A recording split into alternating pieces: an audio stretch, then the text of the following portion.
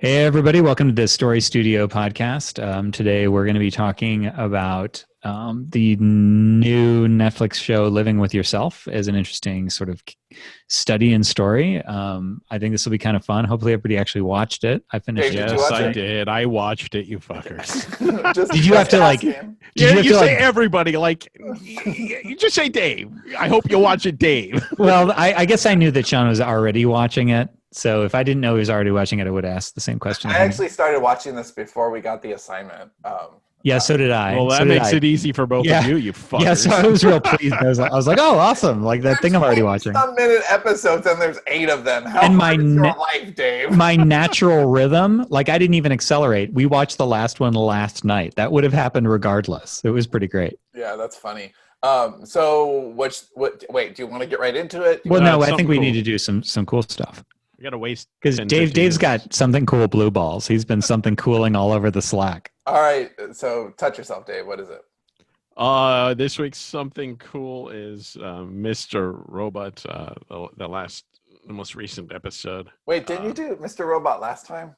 That's what I thought he was I'm going to do gonna this keep time. fucking doing it, bitch. All right, awesome. They keep putting out good episodes. Okay, so this was a heist episode, and I'm not spoiling anything in the story.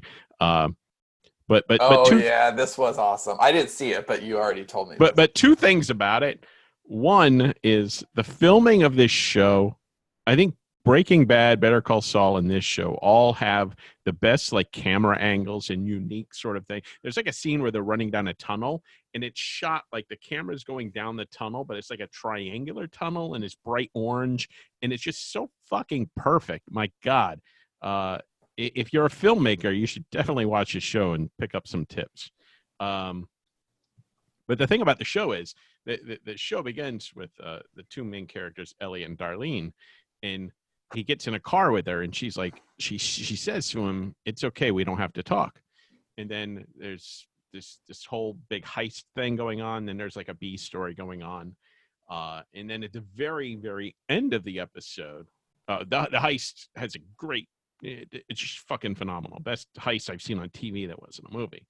And then at the very end, one character comes up to another character and says, "I think it's time that we talk." And between those two lines of dialogue, there was no dialogue. And I hadn't even noticed. That's how good the show was. I didn't even notice that until after the fact. And I was like, holy shit, that is genius. That does sound really, really rad. How long is that time frame, Dave, between those two lines?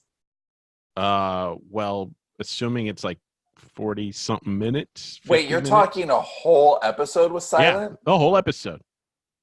How do you get away with that in 2019?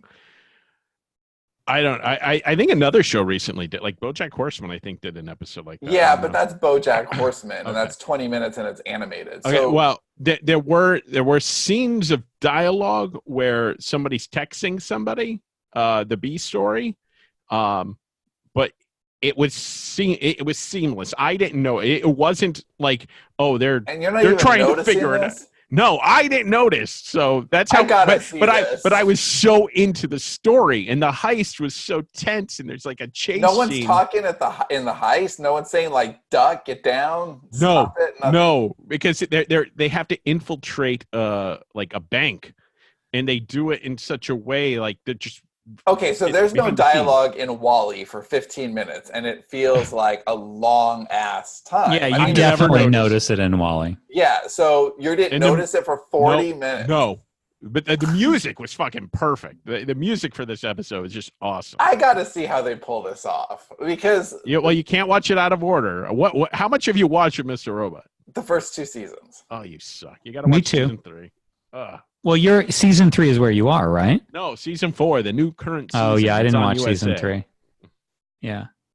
You know what he's pretty great in that show, but not as good as Night at the Museum. That was really an Oscar-worthy performance for that same actor. Who is he in? Remy. He was the Pharaoh. Oh wow! I didn't know Do you that. remember? He was in he took off the wraps and there he was, Mr. Robot. No, I did not know that. Poor guy. He probably regrets that shit. John, did But you have this something is cool? the final season, so And what's that guy? That guy's doing something else. The showrunner. That's really it sounds Sam awesome. Esmail. He's got another show coming next year. I don't know too much about it. I prefer it that way. No. It's called Ms. Robot, like the Pac-Man franchise. Did he do Homecoming with Julia Roberts? Was that him? Yeah, I think you're right. That might have been him. Did you see that? Yeah, I liked it. I haven't seen it. Is it dark? I mean, I know he's dark, but that has Julia Roberts in it, but it somehow doesn't seem like the kind of, hey, Cindy, you want to watch this? Yeah. It's dark, but not grim. It's got some, sweet moments. But yeah, it's dark subject matter. Is it only one season, or is it a limited series, or is it coming back? I don't know. I mean, there was closure, so I feel like that might be it, but I don't know. They could probably tell other stories in the world or even continue that one. I don't know. Okay. Grim, but it just reminded me because Robin and I went to see Joker, and I'm just like, wow, that movie's kind of unrelenting. Did you like it? Yeah, I liked it. I didn't love it. I thought it was good. I thought it was an interesting character study for a really kind of detestable character, but it helped me understand him better. I didn't feel bad for him or anything, but I understood him better. I thought Joaquin Phoenix was a very, very good Joker. How about you, Dave? Have you seen it? No, I haven't seen it. Oh, there's a couple things that they did that I just thought were perfect.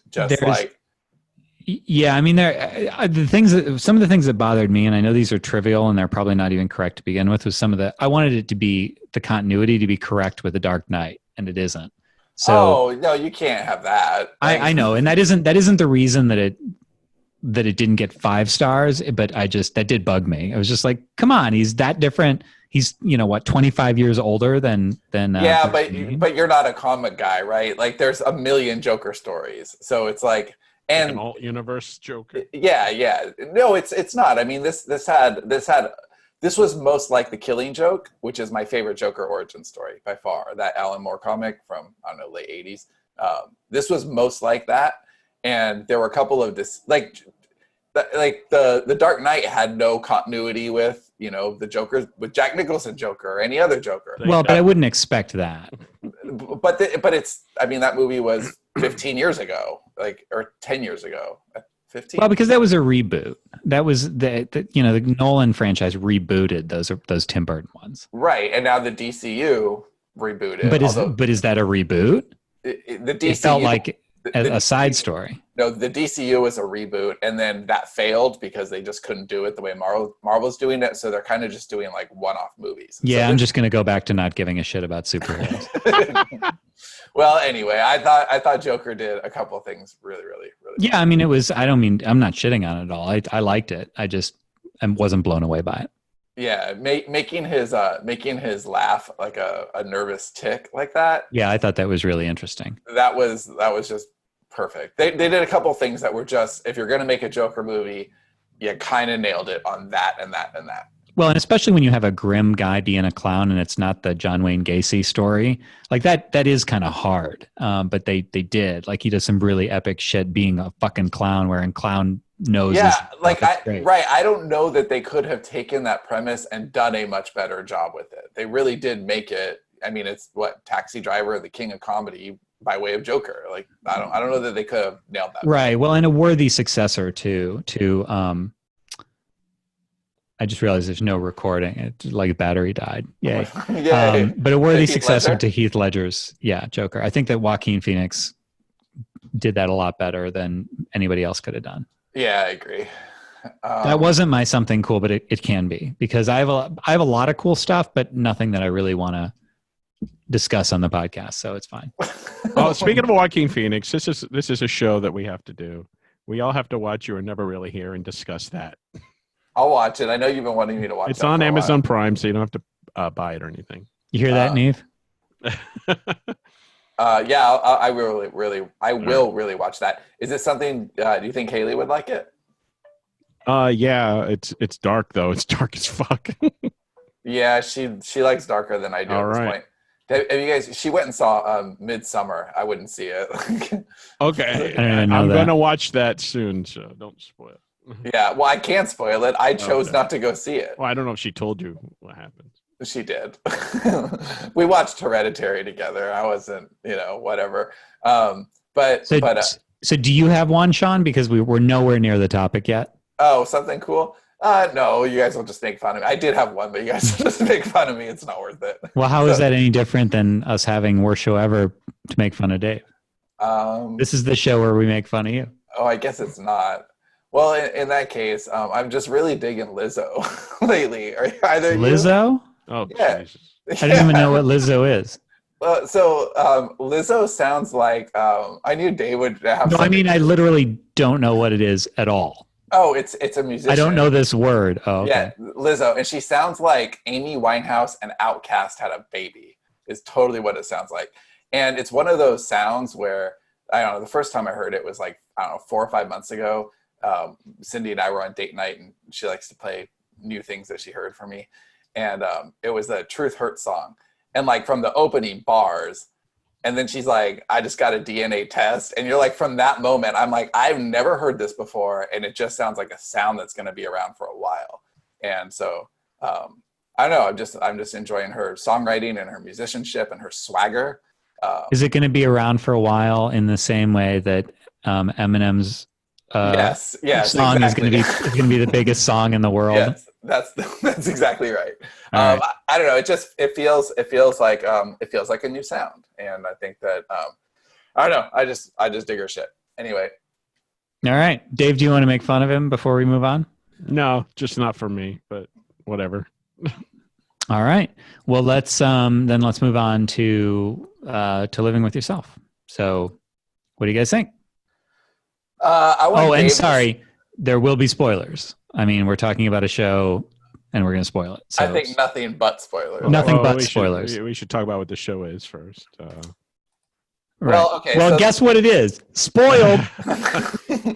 So there's the show. Oh, actually, Johnny probably should give a rundown on this. I'll just say that it had me when I saw that there was like twice as much Paul Rudd as any. Right. Exactly. That's what I thought too. I was like, Paul Rudd again. I'm down. There. So this has nothing to do with anything, but I don't know if favorite kind of stuff. I don't know if he's just a better actor than other people or something. Like there were a bunch of times where there were moments where it didn't look like Paul Rudd. Like I don't know if anybody else noticed that, and I was like, there were a few scenes where I was like, I'm looking at him right now, and I know that this is Paul Rudd, but it doesn't look like him, and I don't know if he was. I felt that way too. Yeah. Well, he's got depth. So yeah. So the story's about a guy that he's miserable in his life, and he decides to go to this spa that his friend suggests to, engineer his DNA to make him, healthier, happier, whatever. So he goes in, and then he wakes up in a field buried. And he makes his way back to his house, and he's like, "Yeah, that cold open on the first episode is awesome." Also, yeah. So he makes his way back to his house. He gets inside, and he hears somebody's voice upstairs with his wife. He's like, "What the fuck?" And he's like waiting to find out who it is, and then the person comes down the stairs, and it's him. It's a clone of him. So basically, this spa clones people and then kills the original. And that's a really fun good fact idea. about that Whoever show came up is with that is a genius. They made this show right after reading this great book called The Tomorrow Gene. Is that what you guys did in your book? It's the exact same thing. It's a spa, and you get better, but they're actually cloning you and duplicating your memories. It's the same exact premise. They handle it completely different, but yeah, they handle it better. It's the same premise. Yeah. Well, Timothy Greenberg, creator of this show, I think you have some explaining to do. Call him out. I saw an interview with him, and he said he had the idea in a dream like a long time ago. And he had a dream after he read it. Was it about 4 years ago? It was about 4 years ago. And he was inspired by Eternal Sunshine. So were we. Adaptation and Moon. Anyway, we had 2 of those 3. So how was it watching? We did watch Moon for a later thing. Wait, Moon? No, we were inspired by Moon. That's the one with Sam Rockwell. Yeah, that was really good. So how is it watching something that is similar to something you put out there, and now people that saw this before your thing will think you ripped it Oh, off. I don't give a shit. Yeah, I hate it so much when that happens. I don't give a shit either. But- There's a significant time difference too. If anybody's paying an ounce of attention, Yeah, like I mean, Years. first of all, like everyone steals from everybody. Like that's where creativity is. I don't. It's a brew. Yes, you. I don't. I actively try not to. But all that does is hold you back, motherfucker. Like there's whatever. right? There's an acceptable amount of stealing that you're not doing. Yes, right. Actually, Dave, hold on. I'm serious about this. I would strongly argue that the fact that you're not willing to crib from other sources more actually limits your storytelling, and it's what's frustrating you right now because you're like, why am I only telling the same stories over and over? And it's because you're stuck in your own head. All right. Anyway, on with the review. So at first, when I saw the premise for the show, I wasn't down with it. Like it seemed like a cool thing, but I knew it was going to be Paul Rudd. Well, I love Paul Rudd, but I don't like mixing my comedy and my drama together. A good dramedy.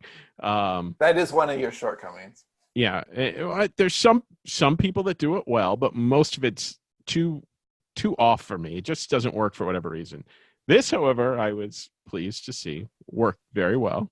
I love when a drama can get good comedy, or when a good comedy can get drama. I think it's just layers to the storytelling. I totally agree. He is a great actor, and I love what they did with. He starts off like just miserable in his life, beaten down by life, basically, and you see his relationship with his wife is just splintered. They're both annoyed with each other, and there's reasons that are explained as the story goes on. And then the new version of him, New Miles, he loves this life because he's not been beaten. I'm not quite sure how they did it where, I mean, he has the same memories as him. How is he not beaten down? That part didn't quite work for me. Right. Are you talking about the thing that they did at the 9th or 10th episode? I mean, that's kind of what they're exploring it is a nature versus nurture story, right? So does having the same memories make you identical? And actually, I was in my geeky way when I was discussing this with Robin. I gave her a bunch of shit that she probably didn't care about at all. But, genes don't determine how you look to the extent that that show people would have you believe. Like you live life, you get scars, you walk so much that your feet hurt and you stoop. Scar, it's how much sun damage you had, or like if you lived in Wyoming versus Florida. Right. You owned a crappy bed for 20 years, so your back is fucked up. Like those are all things that are epigenetic that aren't in the code like that. So, but it was really interesting how they kind of explored that, and they didn't trip over that, I don't think, too much. But it was. No, I also like that the technology was, and this is a good lesson for, I think, Dave, because Johnny and I know how to hand wave. Like we enjoy hand waving, but Dave's very. Do you want to describe hand waving? So yeah, hand waving is just like, so in this show, they don't go into any depth explaining how this procedure works. They don't need to. It's just so not relevant. And if they were to do that, it would be a distraction. It's like in that show Maniac, they did the same thing. Yeah, I get it. And they did it well because typically I only have a problem. I don't have a problem with it when it's a character that's not a POV character, but when it is a POV character and it's kind of integral to their job or something, I feel like you can't just gloss over it. But you can. You just don't give them. I don't want to have this discussion. Fuck you. Is this a Dave is wrong episode? Fuck off. No, it's not. I'm cloning myself, and I'm going to be two of me for you to deal with. That would be amazing. I would like a Dave clone show. Can you imagine if there was a Dave clone, only he was better at everything? He was better at pessimism. He was better at hating people. He was better at not leaving the house. So a Dave clone would be both better and worse. Dave's clone would be to Dave what Dave is to us. Oh my God. Wow. I feel like I already have one of those. Anyway, so what I love about it though is the things that both of these guys, their daily life Like one of them is just tired and miserable. And New Miles, he's like fucking running through cornfields and enjoying everything as if it's a childish wonder. And I love that. I wish I could get into that mind space where I could enjoy things like that without all my fucking baggage weighing me down. And I like how they explored that and how you kind of want. You feel bad for this New Miles because he's in love with his wife and he wants to be with her and he feels like he should. But they both, they both have this history with this woman. And yeah, that was my favorite, I think, moment, but in their interpersonal conflict was when he says, or no, she turns to him and she's like, but I haven't had those issues with you. Like, that's part of it. It's like, I feel this way. And if you don't feel this way, we're not on the same page. And I like how I forget her name in the show. Her name is pronounced Aisling B. She was great. Kate was her character name. Yeah. She's a comedian too. She's funny. She was really good. Yeah, she was really good. But I like how one of the things a show like this might have done 10, 15 years earlier, they would have had the other guy sleep with her. And that would be rape. And she sort of called out like the whole idea of consent in one of the scenes. And I like that they did that. I was like, yeah, that is how it would be. So I thought that was cool.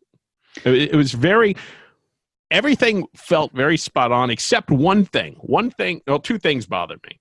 Uh-oh. The ending, which I'll get to later. But the one thing that bothered me is when the two guys go back to the spa, there's no way they would have let them walk out of there. They would have shot them both. Yeah, that's true. Well, I was going to disagree with you, but of course the business is based on killing people. Yeah, right. Yeah. And I like that. Like they had the one guy with his daughter, and he seemed like this really nice guy and stuff. And I love when his like the accent totally went away. Right, I love amazing. That too. Yeah, that was awesome. One of the things that really impressed me, and it's a subtle thing, and it's one of those things that you only notice once you notice that you aren't noticing it. So here's what I mean by that: is I didn't have any trouble. Johnny. I didn't have any trouble telling them apart. Oh no, not and at all. you would one think had his hair up, and the other like in his face down. But it just depended. Like sometimes the New Miles was having a bad day, and it was all posture. It was all posture. Yeah. It was I think it was also. I think they did little things like New Miles just was always dressed a little bit better, and he just a lot of that goes to the acting as well. That Paul Rudd played them slightly differently. But like when one of them was impersonating the other, it was still clear to me who they really were. Even though they're acting like the other one. Yeah. So I thought that was that's hard to pull off, especially since they named them both Miles. Right, and I do think that they could not have picked a better actor for this. The casting for the entire show was good. Yeah, and I like the goofy character, like the farmer that sees him running through the field, I like all the weird, eccentric sort of characters. It has like a lived-in sort of feel for the world. Yeah, sorry, go ahead, Johnny. No. I was going to take it in a new direction, so go ahead. Oh, well, I was just going to say the friend or not the friend, the guy who recommends the salon to him. Yeah. I didn't recognize until maybe halfway through the show, 4th episode or something. But he's that guy. I was talking about a show a couple weeks ago, I think for Something Cool, called You're the Worst. And he's a friend in that show, but he has a beard, so I didn't recognize him. But he's funny in both shows. So what? Maybe we should just skip to the end because it feels like the other questions that we want to talk about in this are going to ultimately be how they're leading to this conclusion. So, what did you guys think of how it ended? First of all, is it the end? Is there going to be a season 2? Do we know? I imagine there will be a season 2. I don't know. Yeah, I'd be surprised if there wasn't. I feel like it was set up for a season 2. Right, because I see that scene differently if it's an ending versus a season ending. Yeah, no, I definitely think it's a season ending. I have mixed feelings about the ending, actually. How I feel about the show in total is that it's like 80% of the way there. I don't know if it's just because it needs to find itself in season 2, but I felt like really good, really good, really good, really good. And then maybe it was the second to the last episode. I'm not sure. I'm actually curious to see what Dave thought, because I could see him totally hating the scene, but I thought it was just perfect. But the dance scene, how did you feel about the that dance annoyed the shit out of me. Yeah, see, to me that was which one? The one where everybody's looking at him, or the one at the end where they're no, the one at the end, the one where everyone's looking at them was stupid, but then it got justified by the second one. And the second one was better, yeah. But it wasn't as annoying as when American Horror Story fucking did a whole dance number. Okay, so well, I forgave it. but it was character based. Like they. I get it. I just don't like it. Yeah, I thought it was awesome. That was an awesome moment. It's one of my things. Yeah, I thought it was well played. It was well played in the environment, but just beyond that, it was good writing. It was a good setup. It was a good, like, all the emotions you needed were there in shorthand. As soon as she started dancing, and then by the end, and then when they had a punchline later, because you see him watching them dancing, all of that I just thought was great. Yeah, that made me realize how much my relationship is lacking. And Rob and I had to talk about this, because we don't have a scripted dance routine. And like, we've seen so many couples. I mean, that was a long, elaborate dance routine. They have to practice that constantly. Well, maybe New Johnny will come up with one. Right. If I suddenly have a dance routine, then you know I've been cloned. Please call the police. Same here. One of the things that was left undone and kind of felt like a loose end that they missed, but maybe not. When that guy comes into the bathroom. I actually, that and the whole pig storyline, or the pig and the pig farmer and all that felt very stuff up for next year. Yeah, if it's not a setup, then it does feel like a dropped ball, because I was like, why the hell did all that happen? Yeah, the pig thing was stupid. What did you guys think that there would be like a copy of Kate in the crate? No. Something, I thought it'd be something like that, but that's the reason they did the scene, because they know that you're looking for something there. Did you guys like how what they would do with the cliffhangers and then the openings? Give me an example. Well, hold on. Dave reacted. What was yours? Go ahead, Dave. Well, I like how they did that, and I also like how they told the same. Like, they switched, they went back and forth and told the same sort of day from each of their perspectives. Mm-hmm. And then they did one for her, for an episode, her perspective, which was very touching. And I wait, hers was the dance one, right? No, I don't think so. Hers was when she lost the baby. I don't remember everything that happened in that, but that was particularly touching. Right, it starts with a flashback years ago or something like that. And then she meets the other one in the hotel. So, yeah. Right. So give me an example of, Sean, what you were saying, pairing the cliffhangers with a... Oh, so like they would end it in some way, and then they would give you an alternate explanation for whatever happened. So like the way it actually opened, you got that cold open, and he's coming out of no. He, like Dave explained at the beginning, he hears his wife up there with someone else, and then it's him, and they're fighting. But then the next episode is him, coming out of the dirt, and then by the end you get to see how all those pieces fit together. But it's always like, they did a lot of cool jigsaw with this one. I did like that. Yeah, that feels like a device that Dave and I have used a bunch of times. Well, I mean, I know that Hill House did a lot of that. Yes, you go back and you'd retread the same ground over and over again, and I really love that. Yeah. Well, what about the character arcs in this? So that's what I think was most interesting, was watching the way the two twins, particularly, how they, not the twins, but how they each grew and changed, and the wife as well. But I think it's really about those two. Well, I love the whole philosophical sort of exploration of what it means to be you, and the best version of yourself versus the shitty real version of you. And how even the best version of you isn't really the best, because, in the end, when she's talking to them, she has just shared history and pain with her husband that is part of who they are.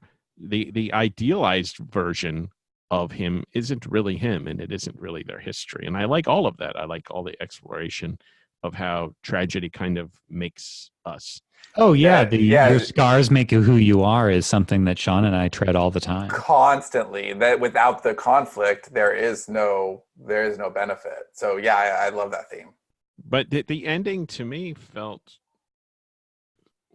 anticlimactic in a week. It's kind of like, hey, let's all just hug, and like I don't know. There was something missing from it. Maybe I need to rewatch it. I think you're right. I think you're right, Dave. I agree too, because it was one of those things where I saw exactly what they were doing, and there were parts of it that I really liked. And I don't know that I could dissect why the whole didn't entirely work for me, although it did work a lot of the way for me. But there was missing something. It wasn't a real resolution. Yeah, because the problem is they were more concerned about setting it up. This is why I'm certain there's a season 2. I felt like all of the energy was there to establish season 2 and a new scenario instead of giving us proper closure for the story that they had set up. Right now, it's going to be a zany sitcom.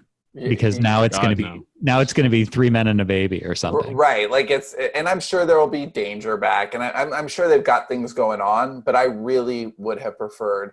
So Dead to Me, which we watched earlier this year, I thought that did. It ripped my story off. Yeah. I thought that did something much better, actually, in the same way. It was 8 episodes. They were about the same length. It was, what I loved about Living With Yourself is that for the first 4 episodes, I didn't know where it was going. I just did not know where it was going. I'm like, okay, anything can happen at this point. And then all of a sudden, in the last few episodes, okay. And like what Johnny said, by the time they're pregnant, okay, fertility has been too big of a theme. Yeah. Obviously, this is what's going to happen. But then when I actually got the punchline, it wasn't just what they did, it was how they did it. And like you said, Dave, I felt like they were setting it up for more of a sitcom-y type of thing. And where Dead to Me, by contrast, had every episode would reverse your expectations, and they would give you a different scenario, and you'd learn more about these characters, and it went all the way to the end. But by the time it got to the end, I felt like I had closure on the story they gave me and new questions if I'm interested. And I didn't feel like that. I felt like I got betrayed. They gave me a really good scenario. They gave me a lot of stuff. And then we got to the end and they're like, hey, let's hug it out, bitches. Yeah, it's really about season 2. So I didn't care for that. I was surprised, and pleasantly so, at how early the twin or the original guy like revealed himself. Like he walked up in that dinner party for him. Yeah. Like I thought that would come later. Like that would be the big thing they do. That was the midway. That had a really great moment because they showed it a few times. Whenever he looks at him, he's just, so that's what I mean, Johnny. Right? Like he comes in at the end of the episode, but then at the beginning of the next episode, you get lead up to that moment. Yeah. Mm-hmm. So they're basically establishing these really great moments, and then they're getting replay out of them. They were really good about repurposing content, actually. If you were to spool that story out, there's not that much story, but because they're hitting the angles, they did a good job peeling it back. But what do you think about the arcs? What do you think about how they changed? Well, I think that they acknowledged the arcs more than got past the arcs, if that makes sense. Like I didn't feel like the characters really grew. I felt like they were ready to grow. It's like it's like Kate told. Yeah, that sounds about right. Ready to grow. That's a good assessment. But to Dave's point, that's what makes it a sitcom more than like a full experience. Because in a sitcom, the characters are always getting pushed to be ready to grow, right? They learn a lesson for now so that they could learn it again the next episode. And in movies or in full stories, we actually want to see those arcs. So sorry. No, go ahead. Well, I do feel that Miles, original Miles, learned to appreciate his life. Like before, it seemed like he wanted an escape. And now, like near the end, he was fighting for his wife and his life that he had. And so I felt that was a change over the course of the story. Yeah, I mean, I think that throughout the entire story, they both learned that they need aspects from the other, because the clone is set up as perfect, but of course the clone's not perfect, but of course neither is original Miles. So that's actually the thing that I liked about I like 2 things about the ending. The first one is I was watching it and trying to think my way out of it. And I'm like, oh yeah, they're really fucked. Like there literally is no way to ever know. And that was pleasing because a lot of times you're like, well, you could do this or it's not really. And then I thought about, well, what would you do in that scenario? And I'm like, well, if they both could be the father and they're both basically the same guy interested in being a father, I don't know that there's another way to handle it because they wouldn't back away because it might be theirs. So I appreciated that. But I also, it also felt a little like it was going to take all of them to raise that baby. And it was a coming together of like half of a miles and half of a miles. But yeah, it did miss a lot, but that's the piece that I did like about it. How did you feel that this show handled some of the same themes that we saw in or read in Dark Matter, but they handled it in, I don't know, a very different way? So how did you feel about how Dark Matter handled this, and how did you feel about this handled, and did you have a preference? I don't remember how Dark Matter handled it. I remember it being short, and I wanted more from that. I enjoyed it a lot. But it was short, and I don't feel that it dived deep as this did. So I don't know which I like better, though. I'd have to reread Dark Matter, but it was a different experience. So that was like a thriller. Yeah. Well, Johnny, do you have thoughts? No, I don't remember how it came out either, so I can't compare them. Yeah, I think with Dark Matter is just, I mean, obviously it was darker. But I don't know, there was something, there's nothing playful about Dark Matter. And this had a playfulness to it. Like when he goes to the Walmart clone and is buying like black pillowcases and duct tape and an axe. Yes. See, that's my favorite scene. Yeah. The funny comedy scene. Do you sell guns? This definitely had a little more of the Johnny and Sean than the Dave and Sean because of the amount of humor, and I think that's what made it work. It made it zippy. This premise, I actually liked. It wouldn't have worked as dead serious, I don't think. Yes, and when Johnny and I tried this premise, we did it serious. We did it very serious. Okay, good point. Yeah. Yeah. We did it. We took all the joy out of this. Because the original premise, I remember the walk. I remember when Johnny and I were talking, and I remember talking about, hey, what if a 47-year-old Jennifer Aniston goes in, because it was for celebrities. Our salon was for celebrities. Well, they did have Tom Brady in this. Yeah. That was funny. You went in and Jennifer Aniston would leave as a 30-year-old Jennifer Aniston, and they would, dispose of her clone body and send her back as a clone. But like going back in time, Johnny, couldn't you see how our sensibilities could have taken that same thing? Well, you didn't even give the original premise, and the original premise was based on they were basically sex toys. So like you want a Jennifer Aniston sex toy or whatever. Now they have her genetic print. They can create, and so that's actually where I thought you were going to go. And I kind of wished we'd have done it that way because that would have been kind of interesting to do it. Because now we're copying them if we do it. Right, exactly. Because I mean, I think if you say, it's like saying you're going to be zany or not is like this, it's a sliding doors moment for a book, right? Because once you make that decision, something that's zany can be totally ridiculous in many other ways because you've started with a ridiculous idea.